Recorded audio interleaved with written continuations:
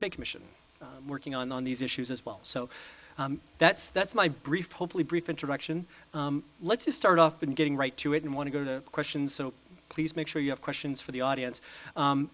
We're in a really tricky point right now. People say we're hitting an inflection point in policy when it comes to, we have different types of speech, disinformation. There's a concept that hate groups are getting away with everything, and there's all different types of content. Are we at the point where we're going to have to look at serious regulation in the space? And if so, what would that look like, at least domestically? And we can get to the international issues in just a bit. Yeah, thanks for having me, Tim. You know, let's take a step back. And I was having a conversation with some of my colleagues in other parts of the country. A friend of mine just came in from Arkansas the other day, and he said to me, you know what nobody's really talking about that much in Arkansas? The government shutdown. I was like, whoa, that's crazy, because that's all anybody talks about. My neighbors, my newspapers, my Twitter, my Facebook feeds, everything talks about the government shutdown. And it made me realize that even here in the district, we have the tendency to live in our own echo chambers. We sometimes think that things are bigger deals than they are, seen in other parts of the country and other parts of society. So, you know, you're talking about hate speech and moderating content, and the premise of this panel is, you know, what do we do when everybody's stuck in their own echo chambers type scenario? And I think one of the important things that we need to do is take a moment and recognize that we ourselves are stuck in our own self-created, inside the beltway echo chamber. Now, taking a step back on the issue of content moderation writ large, I'm just going to kind of jump to the elephant in the room. And I come from a conservative background. That's kind of where I am on the political spectrum. And a number of my conservative allies are yelling at me about content moderation and what they are calling deplatforming of content, removing conservative content from platforms. And they say, Carl, how can you support this? You know, they're removing types of statements that you would support or may support. They're harming the conservative movement. And I say to my friends and colleagues, it's important to recognize that one of the most fundamental provisions of Section 230 of the Communications Decency Act, which is what Tim spoke about, is the Good Samaritan provision. And what that allows platforms to do is remove what they consider to be objectionable content. If I am running the equivalent of Twitter for dogs and I decide to deplatform cat videos, then that should be okay. If I am running some other service and I decide some sort of content, whether it's hate speech, whether it's pornography, whether it's something else, is not appropriate for my users, then it is my right as that platform to remove that content. And whether we're seeing it from liberal or conservative, I think it's important to recognize that the freedom of speech and the freedom to do what's best for your customers on those platforms should kind of be valued and be maintained so that we can actually have a more civil discourse in those various platforms on which we operate. So I hear what you're saying, and I think other people have different views that the type of content that we've had on these platforms. And by the way, when we created State of the Net 15 years ago, like, we weren't doing content moderation panels. We had MySpace. Yeah, we weren't doing that at all. We're in a different environment. Things have changed dramatically. You know, other people are a little upset with the type of content that's out there, and these internet platforms are becoming the commons. It is a digital commons, I've heard said. So there has to be, some people are saying there has to be something done. I'd look to like Henry and say, like, what's the solution here? Sure. Well, I guess I'm staunchly a progressive, and we're pretty much in a very similar place. Yeah, that's fantastic. Right? See, we agree. Bipartisanship in the district. So it's over. Go home. Look, we're talking about really serious problems, not in the abstract, right? And so my work at the Center for American Progress has been focused around addressing issues of hate online and building with some colleagues from Southern Poverty Law Center and Free Press, a coalition of civil and human rights groups, about 50 organizations, to develop a strategy to be responsive to hate online and to understand it before developing that strategy. So we spent about a year really examining the field, working with experts who agreed with us, didn't agree with us on a wide variety of policy issues here in the United States, as well as in Europe and Africa and Asia. And so I'm going to agree with the points that were already made and not restate those. And what I want to say, though, is I think these are serious, non-theoretical problems. So let's start with that. What do I mean by that? Well, if we look at whether it was the work or the organizing work that was done by alt-right and neo-Nazi groups in Charlottesville, that organizing was done using traditional mainstream tools, tools owned by some of the sponsors behind us here, and the effort was funded using mainstream tools. And there's reasons that the same is true if we look at how someone like Dylan Roof, who went on a murder spree at a Mother Emanuel AME church in South Carolina, he was indoctrinated online. And so what we looked at was how were these tools being used and what were their implications. And it's important to understand as well, this is not just domestic. Tools like WhatsApp and Facebook were cited by the UN with regard to mass human rights issues and attacks on human rights in Myanmar, in India. So these are serious issues that need to be addressed, not because they have abstract implications, but they're really killing people. I want to make sure everybody else talks, so I'll finish with this thought. Why does hate organize online, and why have hate groups always been early adopters of technology? Internet tools allow hate groups to do things that really are important to them. Like everybody, they got to find a way to pay for their activities, and tools that allow you to raise money, whether it's crowdsourcing or PayPal or Stripe online, make that rapid and make it with a very short paper trail. They also need to have anonymity. On the right and the left in the United States, if you go into an office place or this sort of thing, holding ideas that are hateful are not acceptable, right? And so anonymity allows you to engage in that hateful activity and get outside that problem. And it allows you to recruit new members. Because if I was to say, hey, I'm starting a neo-Nazi rally next week in this room, it's pretty likely all of you guys would shun me and I'd lose my job. But the tools allow me to address the fact that I need to be able to reach a much larger geographic area to find haters than just this room or just this town, right? And then finally, the tools allow us or allow evildoers, whether they're terrorist organizations, international terrorist organizations, or domestic hate groups, to use a methodical approach, and the researchers that we work with that in the terrorist space explain this, use a methodical approach to indoctrinate particularly young males.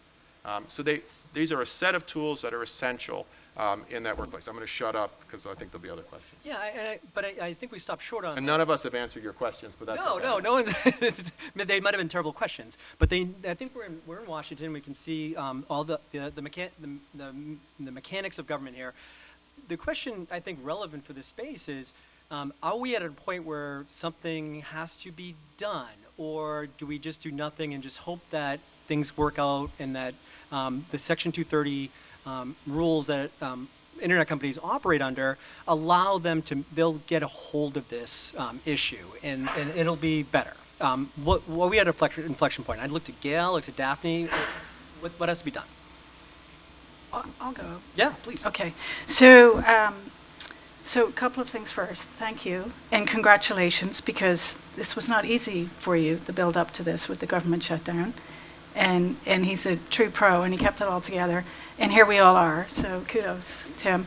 And also, on a related note to the USG colleagues who are in the room, and I recognize some faces, welcome back. We missed you. I was rattling around EOB on my own, practically, for a few weeks there. So I greatly miss the interagency colleagues, but we're back now. One of the colleagues who was rattling around EOB with me was Matt Lyra, and he has this great expression. I'm going to go a bit meta here, so if you'll indulge me. So let's go back to mid-1990s, as Tim alluded to. So as Tim alluded to, we had a couple of big decisions made back in the day, and they all led up to this sort of construct that is known as internet regulation. Maybe regulation's not the right word, but we had, coming out of the administration, the 1997 blueprint, which essentially said, let the market figure most of this out, okay? And it was built on the premise that this would be a marketplace of ideas, but also a marketplace defined by robust competition, low entry barriers, and so on. So that's kind of thing number one. Thing number two were two significant acts of Congress. If you want to call CDA an act of Congress, it was like the tail end of what was left after another act of Congress was reversed by the Supreme Court. But so we had CDA and we had DMCA 512. And these combined are considered sort of the fundamental building blocks of the internet as we know it today. And but that was back then. We fast forward to today, and I'm going to do a little quiz here. Hands up if you ever used Alta Vista as your primary search engine. It's a few people in the front row here. Most of the room did not. Do you remember the sound of dial-up modem? Okay, still not quite everybody. I remember sending my first email. I think there are probably people in the room who don't. So my point here is, that was then, this is now, and the technology has moved on. At the moment in time when this construct was put in place, we didn't have social media. Mark Zuckerberg was maybe 15, and things have changed in the marketplace since then. And some of these assumptions have been tested and so on. And I say that at sort of a meta level because I think it feeds into the discussion today. And so to Tim's question, I'm going to try and answer your question, Tim. Are we at an inflection point? I'm not here to be prescriptive. I wish I had had a chance to check in with the interagency colleagues before I talked here today. So I'm not representing this as like fully baked administration policy. But I think that we started with privacy last year. That was part of the initial construct. The construct said privacy will go to the FTC under its Section 5 framework. It'll be by enforcement and so on. And we all know, and we're not a privacy panel, but I'll just allude to it, that constructs come under strain, or at least that part of the construct. And we're working through that process. And we're now at a point in time where, for the first time in the nation's history, where everybody seems to be talking about the need for comprehensive privacy legislation for the first time, right? And so I'll leave it at that, but I just wanted to set the table by going a little meta first. So Daphne, if regulation is coming, if it's the end of the era when it comes to hands-off, already Congress has put a hole in Section 230 last year for human trafficking reasons. What do you think that looks like, and what are the dangers of that? So there's something about the opportunity to regulate the internet that makes lawyers forget our training, we all see this blank slate issue where we get to make up rules, and that's kind of scary, because really the training we should be remembering is we all went to law school, lawyers all went to law school, by definition. We took final exams, and you issue spot, and you say, here's a harm, is there a law for that? Yes, no, here's what the law does already. And I think we tend to skip that process. And it's not that there is no need for new laws. I think lots of new laws are coming, and many of them will be good ideas. But if we don't look carefully at what's already there, we won't narrowly identify what it is that needs to be fixed. The other thing that I see happening is that we are not humble enough, and not humble enough about the ways that our fields intersect when platform regulation comes up. So I'm a recovering privacy lawyer. I think I can use this example. Like privacy lawmakers, like the people who crafted the GDPR, can be blind to the ways that out at the edges this is going to affect competition policy, or this is going to affect online communication and speech policy, both of which I think happened with the GDPR in a way that the drafters didn't intend. Deirdre earlier was talking about civil rights law, consumer protection law. Like very often we set out to solve a problem with the tools we have, privacy law, speech law in my case, and we don't realize there are these adjacent areas of law that already speak to it. So that's sort of my plea to the lawmakers in the room. Go through that exercise, think about those intersections. When it comes to content regulation or platform regulation, there's this dialogue. I think this room is too sophisticated to have, but there's this idea that like, well, platforms need to be like media and be regulated like media, or otherwise they need to stop having algorithms and stop ranking things and just be like the telephone company. And I think both of those ideas get you pretty quickly to someplace that I don't think anybody wants to be. You know, if Twitter or Facebook worked like broadcast or newspapers, none of us could post anything until after their lawyers vetted it, right? Like the whole function of these platforms as mediums for massive communication from individuals to other individuals, and people sending baby pictures to families, or posting their political opinions, all of that goes away if platforms are like old media. At the other end, if platforms are like the telephone company and they're completely hands-off and they don't rank anything, that's like the internet in 1993. That's like before Alta Vista. You can't find things. There aren't recommendations. There's content and you can get it if you already know about it, but otherwise you're out of luck. So I don't think anybody really wants either of those things, and that leads to the question of, well, what is in between? And there, I think there's a lot of there. Like there are legal models all over the world from countries that have handled intermediary liability in different ways. There are empirical research troves. I maintain a blog post of these on the Stanford CIS site, documenting the empirical problems with over-removal in notice and takedown systems. There are human rights recommendations about how to correct for that through things like having counter notice, or things like having the rules for one kind of intermediary not be the same as the rules for a different kind of intermediary. There are approaches that are about treating different kinds of speech torts and crimes differently. There's a lot out there. Whether U.S. regulation, I don't know. It's going somewhere, but there's a lot to know already, and we don't need to draw on a blank slate. Okay, so you're saying regulation is hard, and we'll get to the international examples. No one here knows that. We'll get to the international examples soon, because that's actually, we have more case studies to look at, right? But let's just stay domestically for a moment. I can't believe how poorly written this panel title is. I'm kind of embarrassed about that. But in the panel title somewhere is amplification, right? Sometimes we talk about amplification as you don't have a right to amplification, but some of these platforms actually really amplify speech in ways that we would never have imagined when, in mass media. Now anybody can have their speech amplified using a variety of different tools, whether it be advertising or different types of bots. Is that a problem? Is the amplification side of this type of content problem the problem? And is that manageable without regulation? So, Tim, you can use this one. Oh, thanks.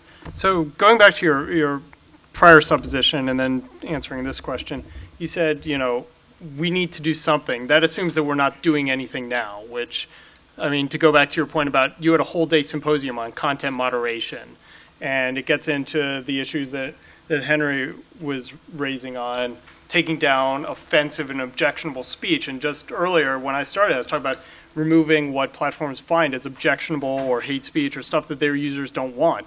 So the assumption that we need to do something, but let's recognize we are doing something now, and let's take that into effect.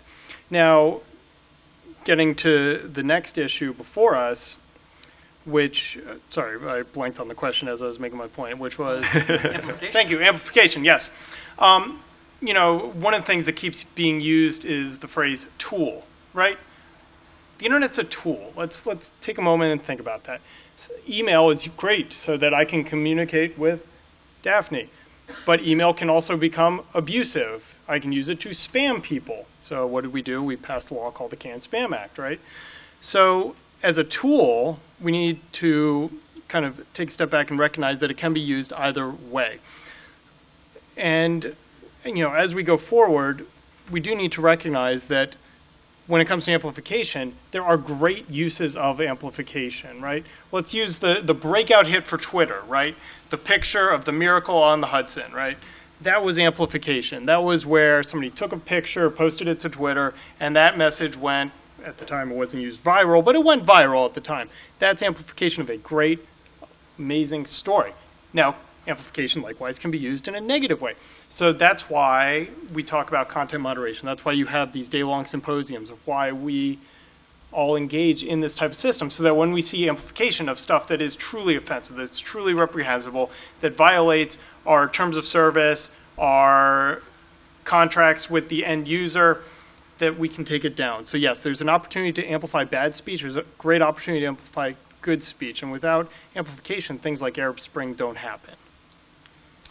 Yeah, you should just have invited one of us, I think, because we're very much in the same place, despite being on the right and the left. Yeah. He's better looking. So, I'm going to agree. There's a lot happening now, right? That companies, particularly the big companies, and I think it's important. You know, even if we look at something like the German law, which could have a lot of negative reactions for people here in this room, right? If we look at something like the German law, it's reflecting the reality of that country and its ability to kind of push internet companies, particularly big internet companies, to take on more aggressive approach consistent with their democratically chosen laws. But it applies only to big internet companies. So I think that's important, that we need to that in any kind of regulatory construct that's developed, we need to continue to allow smaller companies to grow, and for those larger companies to not be able to use regulatory constructs in order to create barriers to entry. Basically, AT&T as a model, right? The old AT&T, not the new AT&T, but the old AT&T kind of figured out very early on that what it needed to do was to engage directly with government such that regulation was responsive to what they thought they could actually do and what they thought they could build, and that had lots of negative implications. It created a massive monopoly with all the negatives that came with that. On the other hand, it brought telephone service to every rural hamlet in the United States. So there was a trade-off, and people kind of knew that. But it did stop innovation coming from small companies. So what did they do? They had to actually go create Bell Labs to address this innovation gap because you didn't have startups. We're probably not going to use that model. We probably shouldn't use that model. We need to not have this kind of regulatory infrastructure undermine that. For what is happening in the companies, that there is this significant self-regulation. It's necessary for all the reasons that have been described. But our work with those companies should really look to make that self-regulation, particularly around hate speech, to be effective, fair, so real rights to appeal, for instance, and transparent. Because a part of the problem that we all have is that we don't actually know enough to make good, strong recommendations because we don't have enough data that's available to help us make those determinations. So we might actually agree on quite a bit, but we're kind of operating in the dark, in an abstract. With regard, finally, to amplification, that's what, and this idea of we don't want to use old tools and new tools. Look, there are certain things we don't want amplified. And at CAP, we don't yet have a position on regulation, so this is me saying this. We can probably start with low-hanging fruit. Those things that on older technologies we believed were wrong and illegal shouldn't be legal on new technologies. An example of this, you shouldn't be able to limit who can buy your house to white people just because you're using Facebook, right? That if you couldn't put an ad out that said, this house will only be rented to white people or only sold to white people, in a newspaper, you shouldn't be able to do that just because you're using a new tool. That will require different approaches in how that law is developed, but I think it's something, hopefully, we could mostly agree on. And similarly, when it comes to campaign finance and campaign transparency, political transparency, we've built up a base of laws that we largely agree upon, and that should be true as well on the internet. And on the political transparency and the political content, we're going to have a panel after this on that. Henry jumped to the international thing, which I really want to get to. But before we do, I want to get some feedback from Gail and from Daphne. Gail, specifically, if you could go back in your previous job, you spent a lot of time working on the human trafficking provision of FOSTA and SESTA. And you were up on the Hill working that issue. There seems that, Congress invented or created Section 230. They created it, but they don't seem to cherish it like a baby. There doesn't seem to be a lot of members up on the Hill, except for Senator Wyden, that said, this is my baby, I want to protect it. Do you think that there's a lot of, do you sense that there's like a lot up on the Hill, people are willing to chip away and blow a few more holes in Section 230, and what do you think about that? So I did indeed work on SESTA. The backstory there, I wasn't a registered lobbyist, but I did have the deep personal joy of testifying against the legislation. I saw it. It was ugly. With like 4 days' notice. That's a very long story and not for this panel. But but no, I look. Yes, Ron Wyden, God bless him, and I think there was one other, maybe was it Rand Paul? It was like 97-2 in the end. So it wasn't even close, right? And I think there's a couple of explanations there, and I'll give some unsolicited advice to industry friends here. So a partial explanation of that was, as I sat there, when you think about the equities on the table in that hearing room that day, and this was how I kind of stacked them up, I will say, and before I went live and testified, you had not insignificant equities. You had speech, very important. You had innovation. Let's be honest, you had some money on the table. In that case, you also had children, dead children in many cases. And so to me, if you're a lawmaker, if you're a senator from any part of the country, those equities aren't close, right? And so on those edge cases, that's what I saw going on in lawmakers' minds that day. So that's SESTA. It's a spectrum, right? And so there are these cases where it's very, very clear, and then we can move on down the spectrum. And then we can have an interesting conversation about the sort of the fact that these are dual-purpose technologies, and they can be forces for good. Sometimes they can be used to amplify the wrong thing. But on the other end of the spectrum, it didn't seem to me like it was close. And the other thing I would say, point number 2 on that experience is, it's a process point, which is, there was a moment in time where the Senate had done an investigation, a quite extensive investigation of Backpage. It closed the investigation. I think it had subpoenaed about 1 million pages of documents. It wrote up a very, I thought, well-written report that evidenced Backpage's conduct. And then the senators who were behind the report and the investigation called Backpage executives to a hearing and they didn't show, right? And so think about all the process fouls that went into that, right? And this is about Backpage. But then after that, as it became a bigger issue for the industry, I will tell you that there was foot dragging going on. And so the point here is, and the advice, the unsolicited advice is, we need to start talking about this stuff now. And let's start talking about it before the next, God forbid, terrorist attack where this becomes an issue, emotions become inflamed. And let's do it in a thoughtful way. Let's approach it with humility and so on. And I agree with all of the advice and all of the parameters that have been set by the other speakers. They know what they're talking about. On First Amendment issues, they're way ahead of me. But I did have that personal experience, and so sort of being in the room where it happened, that's my feedback and advice. So there is will, given the right set of circumstances, to put additional holes into Section 230, which would perhaps regulate content. See, maybe if the engagement's different, you don't get there. I think in part what drove the outcome in SESTA was what I described, what I saw. Yeah. So Daphne, if let's say we do get there, and there is regulation, how fine a line do you think that Congress or other agencies can draw on this issue? Do you think that regulation is feasible, or why wouldn't it be?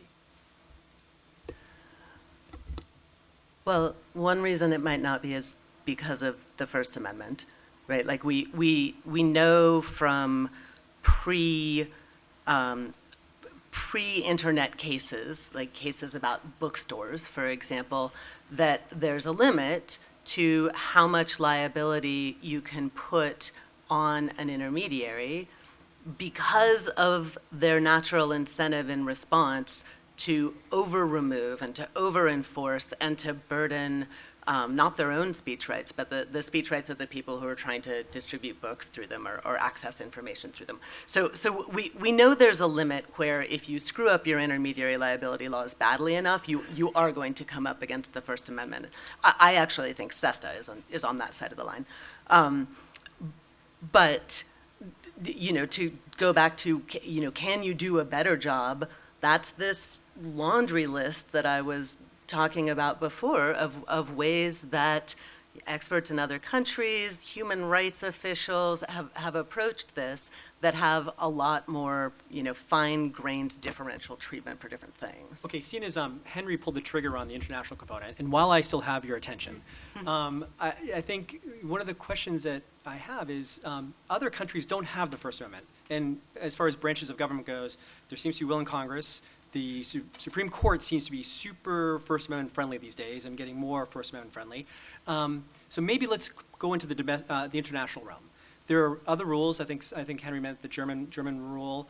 There are other ways that other countries are looking to force content moderation. And why have they been successful? And is that bad? Is that good? Is that a model? And how does that play out? So other countries don't have the First Amendment, but other countries do have case law on this question. And we know that laws that go too far and make intermediaries have to proactively monitor their users' speech and police it, for example, that violates the free expression rules in India, in Argentina. It went to the Supreme Court in both of those countries, and the Court of Justice, or the European Court of Human Rights, also has a ruling on this, and that's under standards that are weaker than the First Amendment. In terms of models, I think I would agree with Henry's point that the sort of a good thing about NetzDG, I'm not a big fan of NetzDG, but a good thing is differential treatment for giant incumbent companies versus everyone else. It also. That's the German law. It also has mandatory transparency reporting, which is really interesting. So there are some good things there. There are also some extremely bad things coming out of Europe right now. And I don't know if the next panel is going to get into this, but the terrorist content regulation, which will apply to platforms of any size, platforms outside of Europe, it says when the authorities ask you to take something down and they say this is terrorism, you have to take it down in an hour. You have to have someone on the ground in Europe capable of taking it down in an hour. The authorities asking you to do it are not judges, they are probably police. Once you've taken it down, you have to build a filter to proactively detect and block things going forward. And we all know those who work on this know that the terrorism filtering has a very bad history of overblocking. And you have an ongoing reporting relationship with local authorities where once a year you tell them how well your filters are working and they tell you if you need to do something else. So, everything on that list, I would say, bad idea for internet laws. I mean, to that point, I mean, you can see two fundamental problems with it. One is the extraterritorial reach that Europe's trying to do, which, look, hate speech, yeah, well, I'll probably agree what that is on some level, but the idea that a foreign government can tell somebody in America to take down content that that foreign government or foreign entity deems to be offensive, maybe it insults the president or the leader of the country, maybe they consider it to be terrorist speech, or another person might consider it to be part of a, I'm going to go back to Arab Spring again. There are several other countries where this applies to more recently. So there is ample evidence and opportunity for abuse. On the issue of Section 230 writ large, I think one of the challenges we face in Congress, and it's terrifying for me to think about this, there are people up on the Hill who were not alive when Section 230 was signed into law. Not legislators, but some of their staff. And Section 230 is just one of those things that we all take for granted. And it's one of those things that if it were gone, you would truly miss it. And we've all talked about Facebook and Twitter and Google and the big people here, and to point Daphne's point internationally. But I was talking to a colleague of mine earlier today, and I was mentioning how it would impact Eventbrite. It made Eventbrite possible. And she's like, Eventbrite? Why do they care about Section 230? I said, well, if I hosted a rager at my house and I put up the ad on Eventbrite, and let's say somebody burned down my house, then, or got hurt or tripped over a lamp, they could hold Eventbrite partially responsible for the promotion of such a dangerous event. Section 230 gives you what's called a 12b6 motion to dismiss, kick that out. Likewise, care.com, if all the parents in the room, like me, imagine having a babysitter over. Do you think that a platform should be liable for everything that happens possibly on that platform? Now, care.com does a great job, but the liability is there. Medium's another example that I like to think of. They're facing lawsuits from people who read articles about ways to make it rich on Bitcoin, go out, buy a bunch of Bitcoin, lose a bunch of money, and then actually go and sue Medium for posting the article.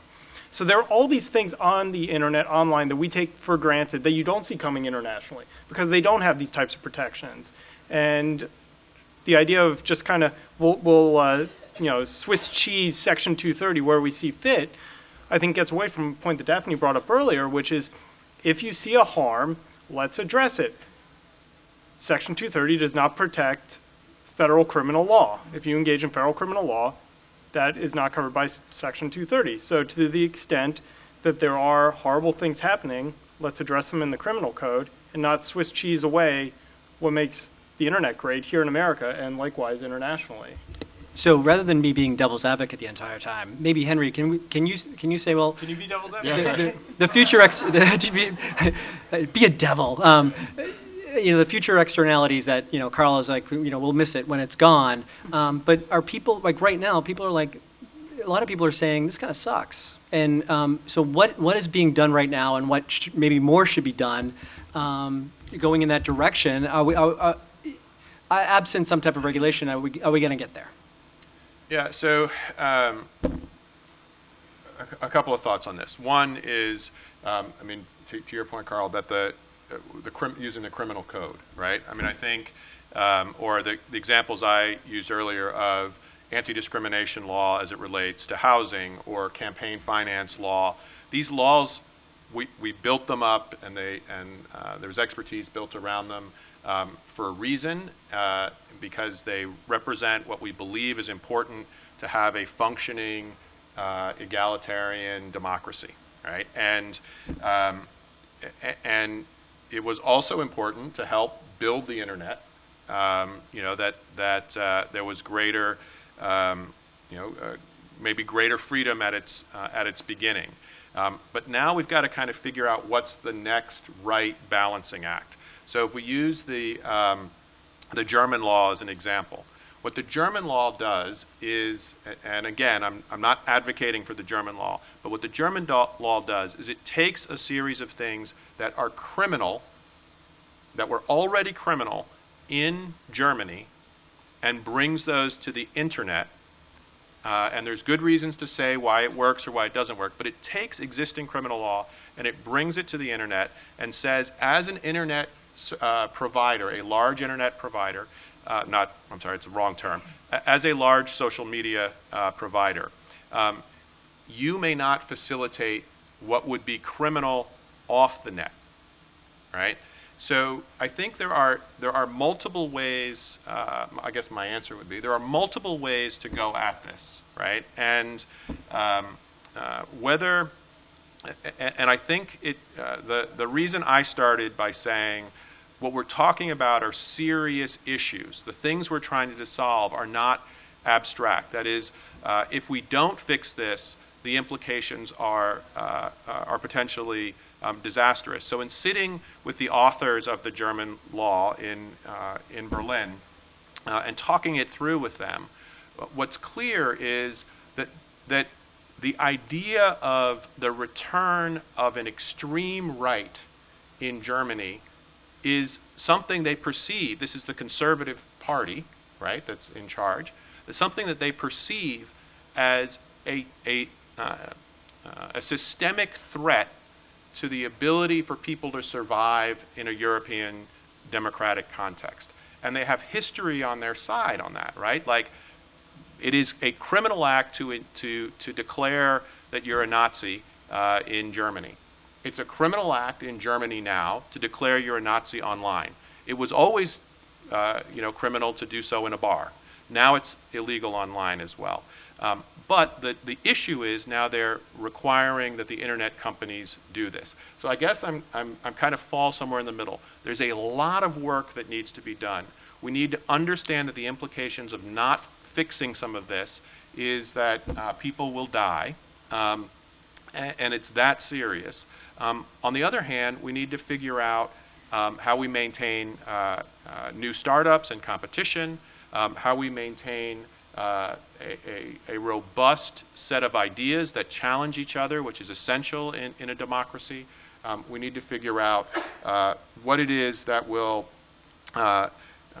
make this actually viable, consistent with the First Amendment. So I don't think there's a really easy answer here. That's why I think we're all kind of struggling with it. But I think we would probably, at least the two of us, I think, would agree on this, that fundamentally, we don't have access to enough information to figure out what works. And so therefore, it's very hard for us to say, if we recognize that there's going to be a balancing act, what path do we go down if we don't know whether that path even has any chance of working, because we don't have transparency? Let's ask Daphne how much she agrees with Henry. Well, so I would just characterize the German law differently, because it was always the case that platforms had to take down anything on that list if they had knowledge about it. Mm-hmm. And what NetzDG did was to accelerate the timeline for that. And put huge fines. And put huge fines. Although interestingly, the fines is like, here you're worried about messing up one time and having a giant tort judgment. What they did there is the fines are for systematic noncompliance, right. So it's a little bit more nuanced in interesting ways. But the thing that was already wrong with this the knowledge standard for liability under European law going back to the e-commerce directive, which was passed in 2000, is nobody has any idea what knowledge is. And what happens in real life is you're a platform, you get an accusation, you don't know if it's true or false, and the safest thing to do for sure is take it down. And this is the thing where we have just scads of empirical data, mostly from the copyright context, but copyright is relatively easy to look at it and say, like, is this piracy or not? If you're talking about defamation or somebody, anything that requires some kind of factual inquiry, platforms have no ability to do that. And so the knowledge standard has been really a problem in Europe. It also has the problem that existed before CDA 230, that if you're a platform, you have an incentive to not go looking for anything, to not try to moderate, because if you try to moderate and you miss something, you're going to get tagged with knowledge and, you know, potentially lose a lawsuit over it. And this is something, you know, I talked to small platform operators in Europe, and it is a problem for them. They're like, we want to moderate, we can't be commercially successful if we don't moderate, but we might lose some huge court judgment if we do moderate, because then we can be tagged with knowledge. And I think there would be a lot more European platform operators to tell you that kind of story if they'd had a law like 230 in the first place. So we have about 12 minutes left in this panel, sadly. I'm going to go to the audience, and any questions? There are so many great people out in the audience. So any questions? I think we might have a microphone in the back. Any questions for the panel, sir? If you can, Patricia, if you could identify yourself. And Hi, Tim Starks from Politico.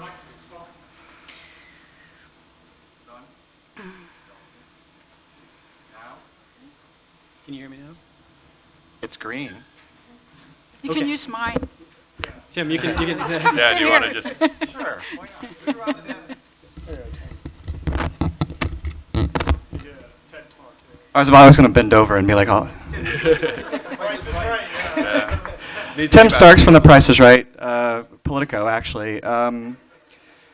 My question is related, it's related to this subject. You talked about terrorism and content and how emotion can affect some of those subjects. The question specifically for Abigail. Are there any conversations going on with tech companies or Congress on encryption right now? And if so, what direction is the administration leaning? If there are, I'm not involved in them.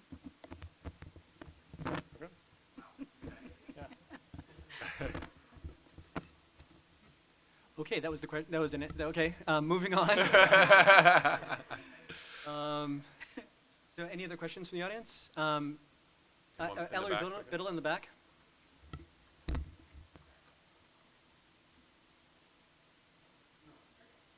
Hi, my name is Ellery. I work with Global Voices.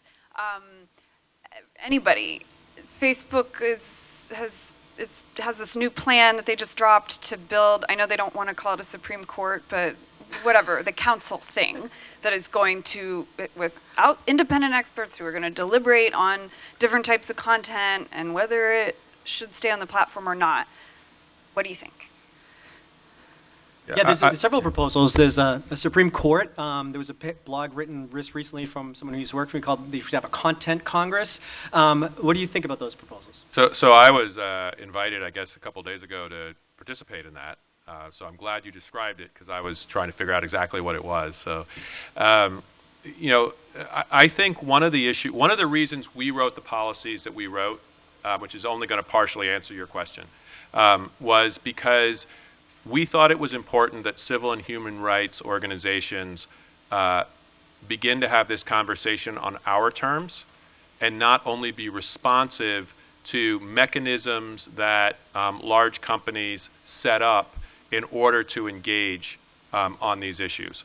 And so I think whenever these kinds of opportunities present themselves, I mean, there's also Facebook's audit, civil rights audit, for example. I think it's always a challenge for us whether or not we should participate, frankly, because as opposed to saying these are the rules that we think are essential. This is what we've built up as knowledge over 100 years as organizations in this country, and some of our member organizations go back that far, right? So, and so we want you to be responsive to this. As an organizing principle and probably there's somewhere in the middle, like participate. So I guess I don't have an answer. Is it the right thing? Is it the right approach? I do think that, look, these, particularly when you talk about Google and Facebook, right?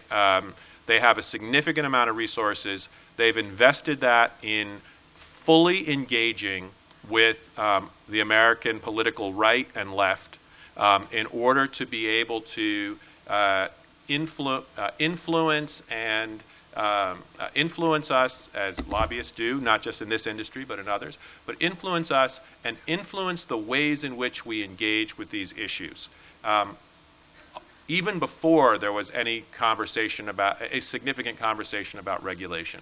And so I think it's always a balancing act as well. To what extent should we participate in those things in order to, because are we being pulled into a set of ways of thinking about the issues which are least likely to result in the outcomes that we'd like to see?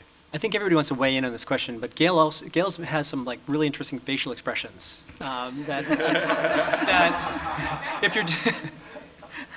I have a terrible poker face. So I'll do a gentle rebuttal about some of the assumptions that you're making about sort of who influences who. I'll use the privacy discussion as the template because it's much further along than this discussion, and we have an interagency process in place. And I will tell you, so just speaking for my part of a highly matrix organization, we first and foremost for us, as we develop the privacy policy, is that this can't serve to build a regulatory moat around incumbents. And so that might not seem intuitive to you, I don't know, but that's not where we're coming from.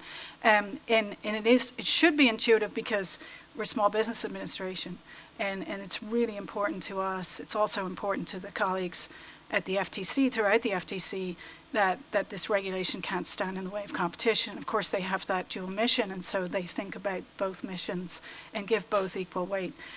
So just to clarify a little bit, tidy up the record there. And can I just pick up on Gail's point about who influences who? Because there's, I have a paper I just finished that's coming out today or tomorrow through Hoover and through Lawfare that is about this question of owners of huge platforms as information gatekeepers, right? Like, is it a problem here in DC? It's a conservative bias conversation. Is it a problem that platforms are eliminating content or users in a way that's seen as biased against political conservatives? Same question comes up across the political spectrum globally. Like, people in Brazil raise it as an indigenous rights issue. In France, there was a case that raised it as an issue of a right to post what we would consider pornographic art. Everybody wants to say, hey, these gatekeepers are so powerful and they are running something like an essential facility. It's so big, I have a right to be on it. That's a really important question. I dive very deep on the law of that in the paper if you're looking for that. But on the other side of that, there's an issue of platforms exercising their discretion in a way that's actually a vector for other power that influences them, and most significantly, a vector for state power, for the power of governments. And we see it happening most conspicuously in Europe, but it's sort of, there's this conjoined set of issues about platform power and about government power that we are not looking at together, and the failure to look at the two of them together is leaving us in a situation where it's very, very hard to define what users' rights are, speech rights, in any situation. So I think this sort of who is influencing who is a really good way to put the question, and we need to look at the big picture. Yeah, just on that quickly, and so, I mean, we're very cognizant of that in developing our policies because particularly when we looked at communities of color and the criminal justice system, and the ability for, say, a sheriff's department or a police department to influence a platform about what got taken down, that sort of thing was something we simply felt like was a serious, most of our organizations had actually represented activists in this space and with these kinds of concerns. So I think this is a really, in some other venue, a really important conversation that we need to figure out, not just at the federal level, but particularly at the local level where most people interact with government. I'm gonna ask Carl to forbear on this question, if that's okay, and get to like the lightning round of questions and answers like Gail gave on the question before last, like yes, no, maybe, possibly, lightning round. I think there's a question with Alex here and the gentleman in the front row, and we'll try to get to Rick in the back. lightning round because we only have a few minutes left. Patricia? Oh.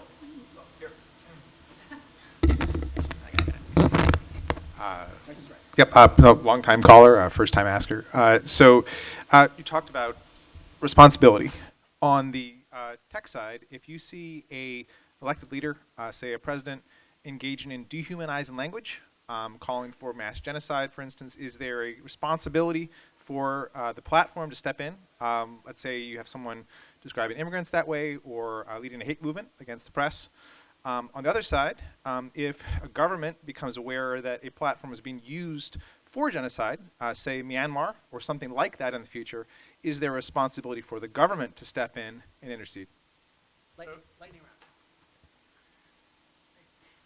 It will depend on what the platform decides is best for its users. If it wants to remove that content because it finds it objectionable, Section 230 lets them do that. If they want to leave it up because they recognize it's a human atrocity that the government's trying to take down, Section 230 lets them do that as well as our First Amendment. Okay, other answers.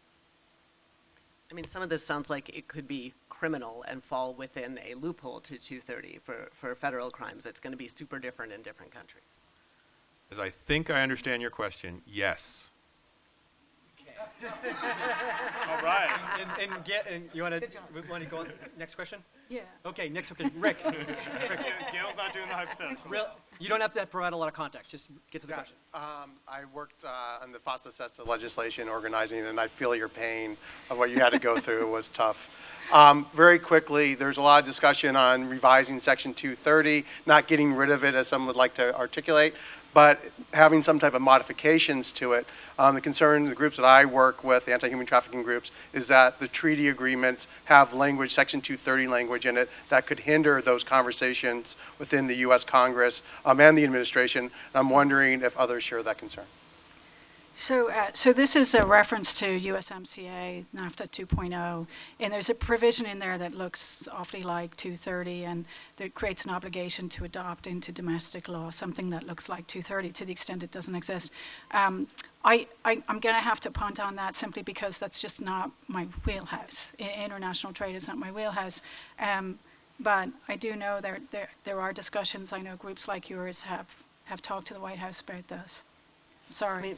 I mean, my sense was that my people greatly overclaimed victory on that one. Like, as I read the NAFTA language, it was full of wiggle room, and I don't really think that Canada and Mexico would have signed on without the wiggle room.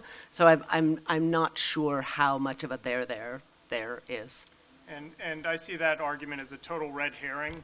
Rarely have we let stuff in trade agreements preclude discussions here domestically. Okay, that was a great lightning round. I am sorry we're running out of time, but hold on. So the next panel is going to be moderated by Liz Woolery from CDT. She's amazing. She has a great panel, including Ellery, who spoke just a second ago, and it's going to sharpen the pencil on this issue to look at political discourse. So the same issue, but just narrowing it down to political discourse. I want to thank this amazing panel. Thank all of you, and we'll see you right back. Thank you, Tim.